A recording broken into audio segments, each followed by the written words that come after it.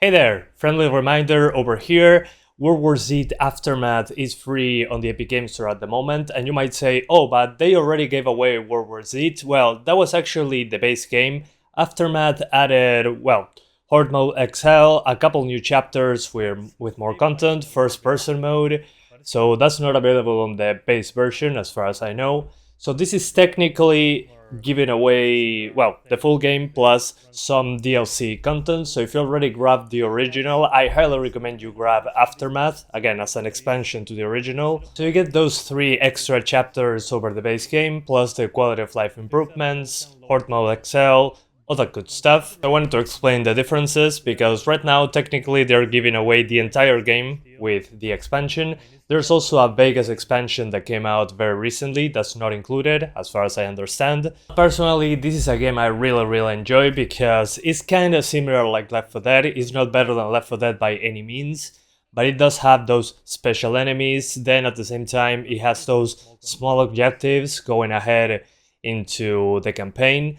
So you have to complete objectives while there's lots of zombies coming at you. But I think the best feature so far is that it has crossplay with the consoles. So there's people playing on PC, but considering there's people on console and you can play with them, the player pool is much bigger. You should always be able to find a match very easily, especially now that it's being given away for free. So yeah, I'll show you a bit of the game right now on Steam Deck, and I hope you enjoy the free game.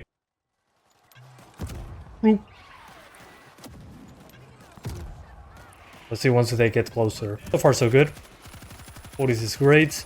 Again, after playing the Switch version, personally, I tried it on the Nintendo Switch because it came out on the Switch a few years after release.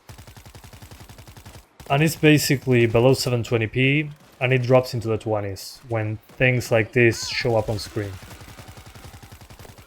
But it's pretty impressive that they managed to get this running on the Switch. Probably took a while to optimize that. But the thing with that is that you get a way lower resolution, a way lower frame rate, and the quality of the game, the graphics, are not as good. And I forgot the controls. Then when it comes to Vulkan or the X11, by default you get the X11. You can change it to Vulkan and restart the game. The thing with the X11 is it uses less GPU and less video memory, but it uses more CPU. So when there's zombie hordes coming at you, on the X11, at least in my experience, it drops more frames. So there's a CPU bottleneck over there, which freaking sucks. So Vulkan, at least for me, has been a better experience as long as you keep it on medium. If you go anything above medium, the VRAM usage will be sky high and the game will drop more frames when there's lots of enemies. So I think Vulkan is the way to go.